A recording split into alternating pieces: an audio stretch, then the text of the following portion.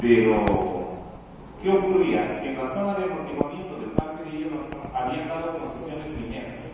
Y papá Bush, que viene además de las petroleras, ¿no? Es el magnate puesto por las petroleras para ser presidente de Estados Unidos, dijo: momentito, ahí no.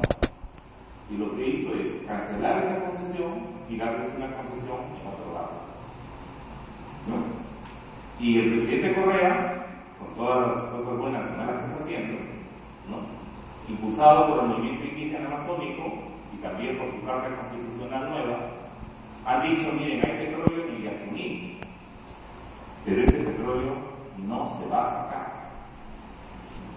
Y lo que han dicho es: salimos a la comunidad internacional a buscar $6,000 millones que nos paguen para no destruir esta zona de alta biodiversidad y este pulmón del planeta.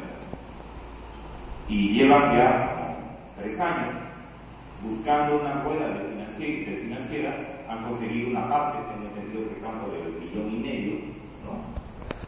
Y están pidiendo $6,000 millones y le están diciendo al mundo: señor, miren, si sacamos el petróleo hacemos negocios, pero cuando se queme ese petróleo habremos emitido tanto de gas carbónico, que es la causa principal del cambio climático.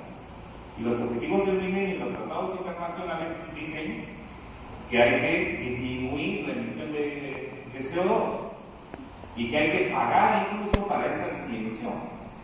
Si es así, entonces páguenos no cuando ya se quemó, páguenos antes de que lo saquemos para quemarlo. Y sería bien interesante, si la mayoría que son estudiantes de Derecho, ¿no?, que entraran a mirar todo el debate jurídico, económico y político que hay alrededor de lo que se llama el proceso de yasunización de la economía, que es una experiencia única en este momento en el mundo, ¿no?, y que está siendo visto y debatido en muchos foros internacionales. La yasunización que supone: tengo este recurso, pero sacarlo genera tal impacto, tal costo del impacto, que es más barato que paguen para que no se produzca el impacto y se evite el impacto. ¿De acuerdo? Que a la larga es más económico. Entonces, ese debate, por ejemplo, podría ser el debate que plantea el informe, el famoso o llamado informe GISE, que en realidad fue hecho en el Ministerio del Ambiente, con José de Chávez, ¿no?, que decía lo siguiente: arriba no solo se trata de la destrucción de 4 lagunas, también se van a destruir más de 230 hectáreas de humedales. Y los humedales son más importantes que las 4 lagunas, porque son las zonas de recarga. Son 65 hectáreas de espejos de agua. Sin embargo, hay 230 hectáreas de zonas de recarga. Los que son de la sierra, o han ido a pasear a la sierra, se habrán dado cuenta que, si bien es cierto, cuando uno ve paja de lejos, dice: ¿por qué se ve esa paja? Hay que echarle fósforo, ¿no? Pero esa paja, lo que hace cada una de estos hilos que tienen, juntan la humedad de la noche y cuando cambia la temperatura la cristalizan en forma de pequeñas gotitas y las meten a la raíz. Y por eso es que esas zonas son conocidas como zonas de colchones, o lo que se les llama colchones hídricos, ¿no? Entonces no se trata, como dice Arnaud y otros: quiero mi laguna y que no toque solo mi laguna. Si no estamos diciendo, estamos hablando de todo el complejo ecosistema hídrico altoandino. Entonces el informe dice que decía: no se ha hecho una valorización de los servicios ambientales que este sistema presta. Lo que ha dicho es cuántos miles de metros cúbicos de agua hay. Muy bien, vamos a sacarlo, vamos a sacarles todo, y más allá le construimos una represa porque se toque agua y les vamos a dar 4 veces más agua.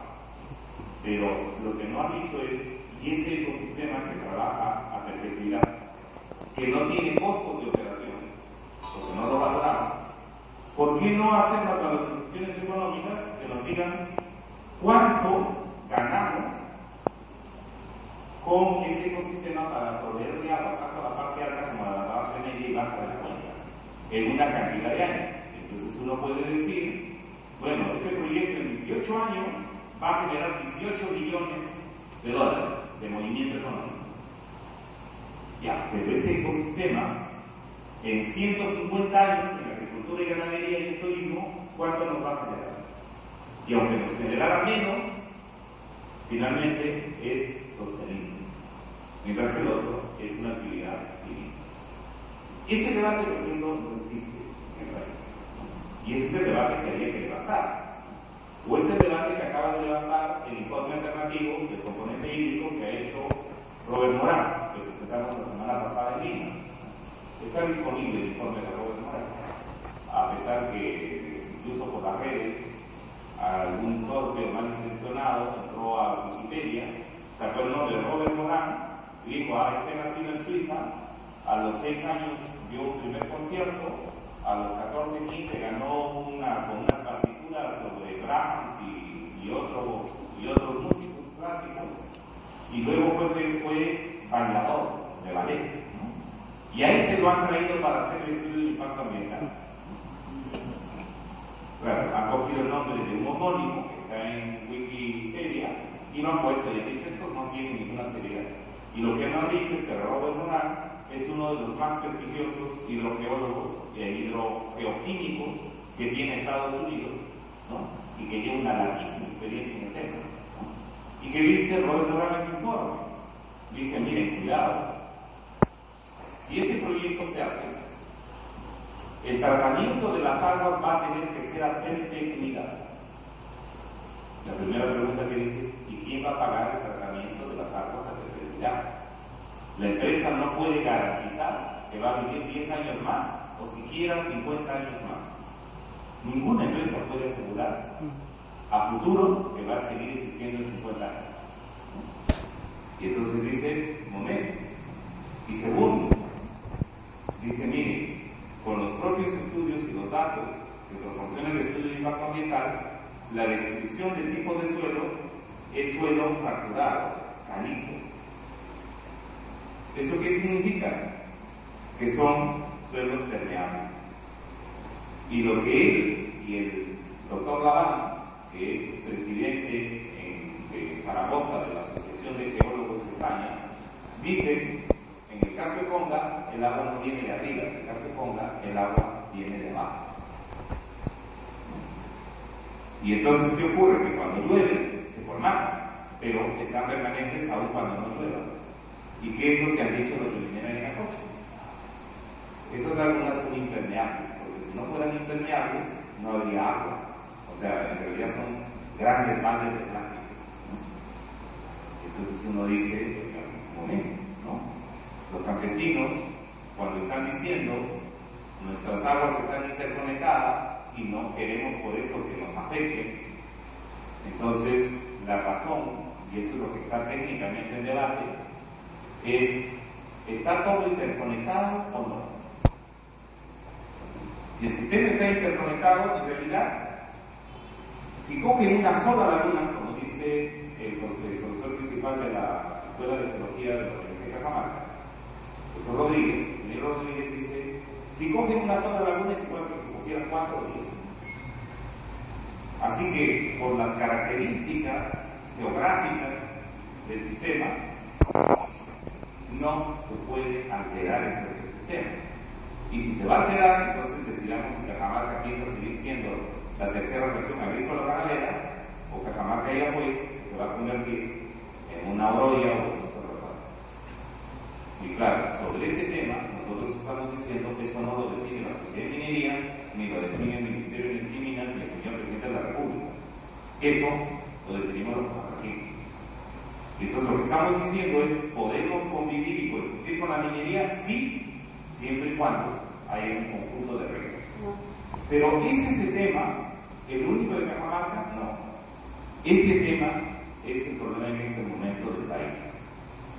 ¿Por qué? Porque en el caso de Cajamarca, el tema es grave porque casi tenemos concesionado casi el 50% del territorio. Pero en el caso de algunos distritos como Sexy, por ejemplo, o como el distrito de Tombot, ¿qué van a hacer? Tombot está concesionado al 100%. Y entonces, no nos olvidemos que Tombot tiene sus conexiones con ustedes. Ahí nace la cuenca de Saña, de Quetepeque. Y la zona de las lagunas del Alto Perú, más de 280 lagunas, que le dan agua a la provincia de San Pablo, a la provincia de San Miguel, a la provincia de Cajamarca y a la de Huancayo y la de Santa Cruz. Y allí también quieren hacer minería de capacidad. Entonces se nos plantea un problema grave. El tema de Conga no es el problema de si hay gente antiminera y hay gente pro-minera. Esa es una falsificación del debate. El tema que está planteando Conga y que está planteando los demás conflictos es qué modelos de desarrollo queremos tener en el país. Y por eso José Chávez tiene mucha razón cuando él dice lo siguiente. El conflicto que ha habido en Cabo Grande, cuando se paró el año 2002 a la Manhattan, el conflicto que ha habido en Quibis en 2004, cuando se paró a Yanacocha, el conflicto que ha habido en 2005, cuando se volvió a parar la Monterrico Metas en Majás, el conflicto del año 2009 y 2010 en Villa María, en Arequipa y en Islay, que paró el proyecto Tía María. En ese tipo de conflictos, la gente lo que puede decir es que hemos parado una mina.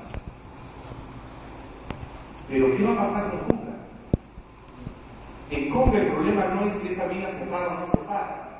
El problema en Conga es el modelo de desarrollo que estamos siguiendo, los marcos normativos, ambientales, mineros y de inversión privada, ¿son los adecuados en el país? ¿O tienen que ser revisados y replanteados? La institucionalidad ambiental que tenemos en el Perú, Ministerio del Ambiente, creado hace poco, ¿sirve o no sirve para dar garantías de la sostenibilidad del desarrollo? Y la respuesta está ahí.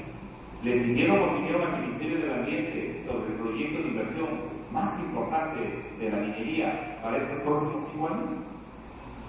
No le pidieron, porque la ley no obliga a pedir. O sea, la inversión más importante por la que ahora se arrancan las vestiduras de casi $5.000 millones no tuvo opinión del Ministerio del Ambiente. En una zona de alta conflictividad socioambiental, porque Cajamarca es una de las regiones con mayor conflictividad socioambiental del norte. En segundo lugar, la aprobación del tiempo promedio, y eso no lo digo yo, a pesar de lo que ha publicado Yanacocha en el descarte del domingo pasado en todos los periódicos.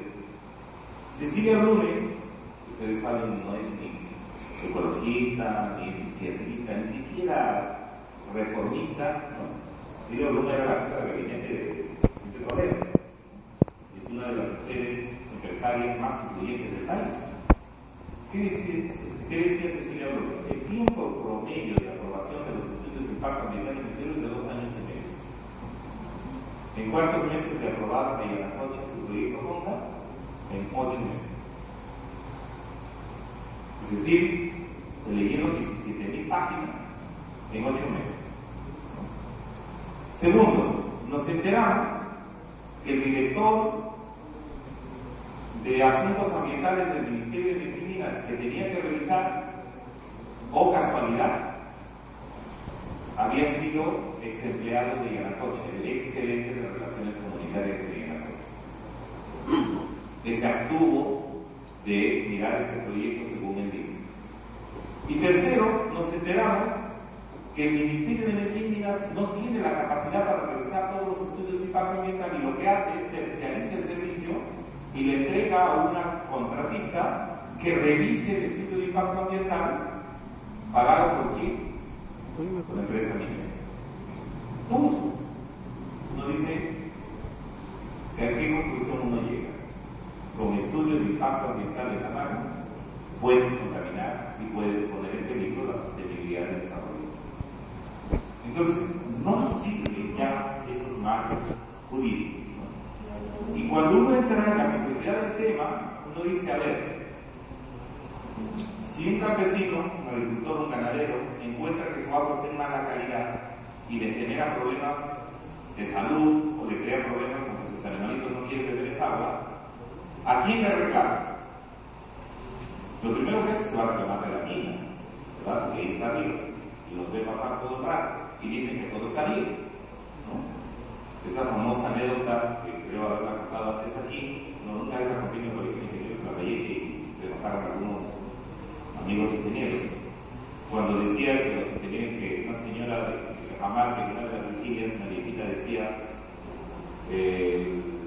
los ingenieros de la mina dicen que el agua está buena. Pero yo lo llevo a tomar a mi burro al agua y no quiere tomarlo. Pues quién sabe más, decía la señora, se preguntaba, ¿no? ¿Quién sabe más? ¿El ingeniero o el burro? Y claro, sorprendieron varios ingenieros porque ese no era el sentido objeterlo, ese sentido era decirles, los ingenieros de esa mina dicen que todo está de maravilla, pero la experiencia concreta de los pobladores es que el agua cambió de color, de sabor, de olor, de composición química y sus animales que no la quieren tomar.